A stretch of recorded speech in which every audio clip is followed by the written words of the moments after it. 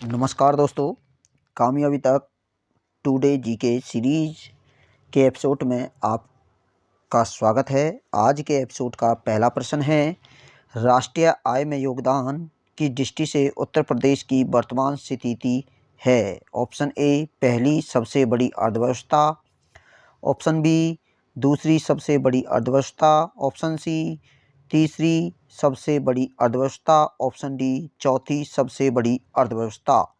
तो इस प्रश्न का जो उत्तर होता है वो होता है ऑप्शन बी, दूसरी सबसे बड़ी अर्थव्यवस्था के रूप में उत्तर प्रदेश राष्ट्रीय आय में उभरा है। उत्तर प्रदेश ने 1 ट्रिलियन डॉलर से ज़्यादा अर्थव्यवस्था में बहुत नाम कमाया है और उत्तर प्रदेश ने 2022-23 में लगभग 22.58 लाख करोड़ रुपए से अधिक रुपए का निवेश किया है। तो इस प्रकार हमारे इस प्रश्न का उत्तर जो निकल कर आता है वो होता है ऑप्शन बी, दूसरी सबसे बड़ी अर्थव्यवस्था। नेक्स्ट प्रश्न है, उत्तर प्रदेश में किस क्षेत्र में तेजी से विकास हुआ है जिसने इसके आर्थिक विकास में महत्वपूर्ण योगदान दिया है। ऑप्शन ए कृषि, ऑप्शन बी उत्पादन, ऑप्शन सी तृतीयक क्षेत्र, ऑप्शन डी सेवा क्षेत्र। तो इस प्रश्न का उत्तर जो होता है वो होता है ऑप्शन सी, तृतीयक क्षेत्र में उत्तर प्रदेश ने महत्वपूर्ण तेजी से विकास किया है और आर्थिक विकास में महत्वपूर्ण योगदान दिया है। नेक्स्ट प्रश्न है, हाल ही में बैठक में उत्तराखंड के मुख्यमंत्री पुष्कर सिंह धामी ने सड़क सुरक्षा में सुधार के लिए किस पहल पर जोर दिया है। ऑप्शन ए नए पर्यटक आकर्षणों का शुभारंभ, ऑप्शन बी नए राज्य मार्गों का निर्माण, ऑप्शन सी सड़क सुरक्षा ऑडिट, ऑप्शन डी सार्वजनिक परिवहन को बढ़ावा देना। तो इस प्रश्न का उत्तर होता है वो होता है ऑप्शन सी, सड़क सुरक्षा ऑडिट। इस सड़क सुरक्षा नियम में कहा गया है कि यदि कोई बिना लाइसेंस शराब पीकर तथा अन्य नियमों का पालन नहीं करता है तो इसके तहत उसे दंडित किया जाएगा तथा उस पर जुर्माना लगाया जाएगा। तो एक बहुत अच्छी पहल शुरू की है लोगों की शराब से निजात पाने के लिए और ट्रैफिक नियमों से जागरूक करने के लिए। और पुष्कर सिंह धामी ने यह भी कहा है कि आने वाले जो सत्र है 2024-25 का, उसमें सड़क सुरक्षा के नियमों को शिक्षा में भी शामिल किया जाएगा, विद्यार्थियों के सिलेबस में भी शामिल किया जाएगा। तो इस प्रकार हमारे इस प्रश्न का जो उत्तर होता है वो होता है ऑप्शन सी, सड़क सुरक्षा ऑडिट। नेक्स्ट प्रश्न है, खबरों के मुताबिक मुख्यमंत्री ट्रैफिक नियम तोड़ने वालों के खिलाफ क्या खास कार्रवाई करने की सलाह देते हैं। ऑप्शन ए निःशुल्क ड्राइविंग प्रशिक्षण प्रदान करना, ऑप्शन बी चेतावनी जारी करना, ऑप्शन सी जागरूकता अभियानों का आयोजन, ऑप्शन डी भारी जुर्माना लगाना। तो इस प्रश्न का उत्तर जो होता है वो होता है ऑप्शन डी, भारी जुर्मानों को लगाने के लिए ट्रैफिक नियम तोड़ने के खिलाफ कार्रवाई करेगा। ये जो योजना मैंने आपको शुरू में अभी बताई थी, पिछला प्रश्न हम उत्तराखंड में था, उसके से ही रिलेटेड ये प्रश्न है। नेक्स्ट प्रश्न है, यह निर्धारित करने के लिए प्राथमिक मापदंड क्या है कि क्या भाषण आईपीसी की धारा 124 के तहत राजद्रोह का गठन करता है, जैसा कि बलवंत सिंह बनाम पंजाब राज्य 1995 में सर्वोच्च न्यायालय के उजागर किया था। ऑप्शन ए भाषण का असली आशय, ऑप्शन बी नारों का लोकप्रियता, ऑप्शन सी भाषण की अवधि, ऑप्शन डी इसमें से कोई नहीं। तो इस प्रश्न का तो जो उत्तर होता है वो ऑप्शन ए होता है, भाषण का असली आशय। तो याद रखना है, राजद्रोह का जो गठन है वो आईपीएस की धारा, इंपोर्टेंट प्रश्न है, आईपीएस की धारा 124 के तहत किया गया था। और अगर पूछे किस केस के तहत तो उत्तर होगा बलवंत सिंह बनाम पंजाब राज्य 1995 के तहत इसे शुरू किया गया था।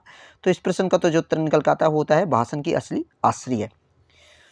नेक्स्ट प्रश्न है, और नेक्स्ट प्रश्न हरियाणा से संबंधित है। निम्नलिखित एथलीटों में से किसको अर्जुन पुरस्कार से सम्मानित किया गया और राष्ट्रीय खेल पुरस्कार 2023 में हरियाणा के मुख्यमंत्री मनोहर लाल खट्टर द्वारा मान्यता दी गई? Option A Sunil Kumar, option B Antim Panghal, option C Diksha Dagar और ऑप्शन डी उपरोक्त सभी। तो इस प्रश्न का जो उत्तर होता है वो होता है ऑप्शन डी उपरोक्त सभी। अब हम इसके कुछ महत्वपूर्ण तथ्यों के बारे में जान लेते हैं। हरियाणा में देखो, याद रखना है, जो सुनील कुमार जी हैं वो हरियाणा के कुश्ती से संबंध रखते हैं और सोनीपत राज्य से हैं। याद रखना, कुश्ती के खिलाड़ी हैं, कुश्ती के, और स्टेट पूछें तो किसके हैं? सोनीपत के। याद रखना है सोनीपत के। इंपोर्टेंट प्रश्न ये भी बन सकता है। अगला है अंतिम पंघाल। अंतिम पंघाल भी कुश्ती से हैं और अंतिम पंघाल हिसार राज्य के रहने वाले हैं। याद रखना, हिसार राज्य के रहने वाले हैं। और नेक्स्ट है दीक्षा डागर। दीक्षा डागर जो है वो गोल्फर खेल से संबंध रखती है। दीक्षा डागर जो संबंध रखती है वो गोल्फर से रखती है। गोल्फर के खिलाड़ी है और ये झज्जर की रहने वाली है। झज्जर की रहने वाली है। और एक बात और मैं आपको बता देते हैं कि हरियाणा की एक और है जो वास्तविक हिमाचल राज्य की रहने वाली है। हिमाचल राज्य की रहने वाली है, लेकिन उसकी शादी, याद रखना, उसकी शादी जो हुई है पानीपत के अंदर हुई थी, पानीपत की, और उसे भी अर्जुन पुरस्कार से सम्मानित किया गया है। तो उसका जो नाम है वो है रितु। तो उसका जो नाम है वो आपको मैं लिख देता हूँ यहाँ पर। उसका नाम है रितु। रितु उसका नाम है और यह पानीपत में ब्याही हुई है और कबड्डी की खिलाड़ी है। माने तो वैसे हरियाणा में 4 खिलाड़ियों को अर्जुन पुरस्कार मिला है, लेकिन जो रितु है वो हिमाचल प्रदेश की रहने वाली है, इसलिए हरियाणा में इसे नहीं गिना जा रहा है। लेकिन ये पानीपत में ब्याही है, अब तो पानीपत में ही मानी जाएगी। तो हमारे इस प्रश्न का जो उत्तर निकल के आता है वो निकल के आता है ऑप्शन डी उपरोक्त सभी। तो आपको मैं बता देता हूँ खेल पुरस्कार की शुरुआत कब हुई, और ये सब हम आपको अगले प्रश्न में बताएंगे। एक और प्रश्न आने वाला है। तो नेक्स्ट है, हरियाणा के मुख्यमंत्री खेलों में युवाओं को आगे बढ़ाने के लिए क्या पहल करने की योजना बना रहे हैं? ऑप्शन ए विशिष्ट चिकित्सा क्लिनिकों की स्थापना, ऑप्शन बी गांव में मूलभूत खेल ढांचे का विकास, ऑप्शन सी शहरी क्षेत्रों में खेल के बुनियादी ढांचे में वृद्धि, ऑप्शन डी नई खेल नीति का परिचय। तो इस प्रश्न का जो उत्तर निकल कर आता है वो होता है ऑप्शन बी गांव में मूलभूत खेल ढांचे का विकास करना।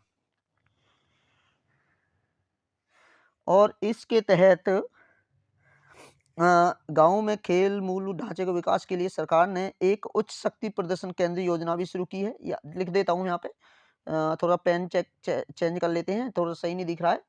उच्च शक्ति प्रदर्शन योजना, शक्ति प्रदर्शन प्रदर्शन योजना शुरू की गई है। इसके तहत, और इसमें कहा गया है कि पंचायत के द्वारा, याद रखना है, पंचायत, जो बच्चे खेलने के इच्छुक होते हैं गांव में, पंचायत के द्वारा उन्हें खेल सामग्री भी उपलब्ध करी जाएगी। तो हमारे इस प्रश्न का जो उत्तर निकल कर आता है वो प्रश्न का उत्तर निकलता है ऑप्शन बी गांव में मूलभूत खेल ढांचे का विकास करना। नेक्स्ट प्रश्न है, हमारा नेक्स्ट प्रश्न है, निम्नलिखित में से किस राज्य ने हाल ही में श्री राम लला दर्शन योजना शुरू की है? Option A Uttar Pradesh, option B Chhattisgarh, option C Madhya Pradesh, option D Rajasthan. तो इस प्रश्न का जो उत्तर निकल के आता है वो निकल के आता है ऑप्शन बी छत्तीसगढ़। तो छत्तीसगढ़ सरकार के द्वारा श्री राम लला दर्शन योजना शुरू की गई है और इस योजना में कहा गया है कि हम प्रति वर्ष 20,000 से ज़्यादा लोग, याद रखना है 20,000 से ज़्यादा लोगों को राम दर्शन के लिए ये अयोध्या भेजने वाले हैं। तो राम दर्शन योजना छत्तीसगढ़ ने शुरू की है। नेक्स्ट है, छत्तीसगढ़ में राम दर्शन योजना के तहत तीर्थ यात्रा में भाग लेने के लिए कौन सा पात्र होगा? कौन इसमें पात्र हो सकता है? ऑप्शन बी किसी भी राज्य का 18 से 75 वर्ष की आयु के व्यक्ति, ऑप्शन बी 18 से 75 वर्ष के छत्तीसगढ़ के मूलभूत निवासियों, ऑप्शन सी पड़ोसी राज्यों के 18 से 75 वर्ष की आयु के व्यक्ति, ऑप्शन डी 18 से 75 वर्ष की आयु के सभी भारतीय नागरिक। तो इस प्रश्न का जो उत्तर होता है वो होता है ऑप्शन बी। आपने अंदाजा भी लगा लिया होगा बिल्कुल, क्योंकि छत्तीसगढ़ में ही चलाई गई, तो छत्तीसगढ़ के लोगों को भी कोई भी इसमें राम दर्शन पोर्टल योजना पर जाकर रजिस्ट्रेशन कर सकता है और कोई भी राम दर्शन योजना के तहत 18 से 75 वर्ष का होना चाहिए और वह राम दर्शन कर सकता है। तो एक महत्वपूर्ण योजना चलाई गई छत्तीसगढ़ के लोगों के लिए। नेक्स्ट प्रश्न है, और आज का अंतिम प्रश्न है, इसमें मैं कुछ और प्रश्न भी जोड़ने वाला हूँ। बिल्कुल आप इसे वीडियो को अंत तक देखा करें, अपने दोस्तों पर शेयर कीजिए। एक-एक मिनट, एक-एक जो मिनट है वो नॉलेज भरी है। तो अगला प्रश्न है, अर्जुन पुरस्कार की शुरुआत कब की गई थी? Option A 1961, option B 1962, option C 1963, option D 1964। तो इस प्रश्न का जो उत्तर निकल कर आता है वो होता है ऑप्शन ए 1961। तो अर्जुन पुरस्कार की जो शुरुआत की गई थी वो की गई थी 1961 में, और इस पुरस्कार में 15 लाख रुपए की नगद राशि दी जाती है। याद रखना है, 15 लाख रुपए की नगद राशि दी जाती है। और इस वर्ष जो अर्जुन पुरस्कार है वो 26 व्यक्तियों को मिला है। कुछ के नाम मैं आपको बता भी चुका हूँ, पिछली वीडियो में आपने देखा भी होगा। सॉरी, पिछली वीडियो में मैंने एक विशेष वीडियो भी बनाई है इस पे, खेल पुरस्कार पर, आप उसे भी देख सकते हैं, हमारी वीडियो को पूरी डिटेल में है। तो अर्जुन पुरस्कार 1961 में शुरुआत की हुई थी। अर्जुन पुरस्कार इस वर्ष 26 खिलाड़ियों को मिला है, और इसमें से हरियाणा के 4 हैं। रितु है जो पानीपत में ब्याही है, हिमाचल प्रदेश की है। दूसरी है सुनील कुमार जो सोनीपत से रहने वाले हैं, कुश्ती से संबंध रखते हैं। तीसरे हैं हमारे पास में अंतिम पंघाल जो हिसार के रहने वाले, कुश्ती से संबंध रखते हैं। और दीक्षा मलिक जो गोल्फर से संबंध रखती है ये।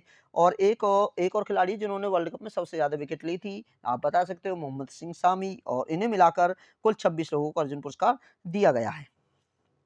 तो हम कुछ और खेल पुरस्कार 2023 के राष्ट्रीय पुरस्कार के बारे में भी बता देते हैं। चलो लगे में इसे भी कर देते हैं। राष्ट्रीय खेल पुरस्कार का ऐलान हो चुका है, मिल भी चुके हैं। 9 तारीख को द्रौपदी मुर्मू के द्वारा दिए गए थे। याद रखना है ध्यानचंद खेल रत्न, याद रखना है ध्यानचंद। तो थोड़ा लिखने में थोड़ा गड़बड़ हो सकती है, पर सुनिए, बार-बार सुनिए, लिखिए।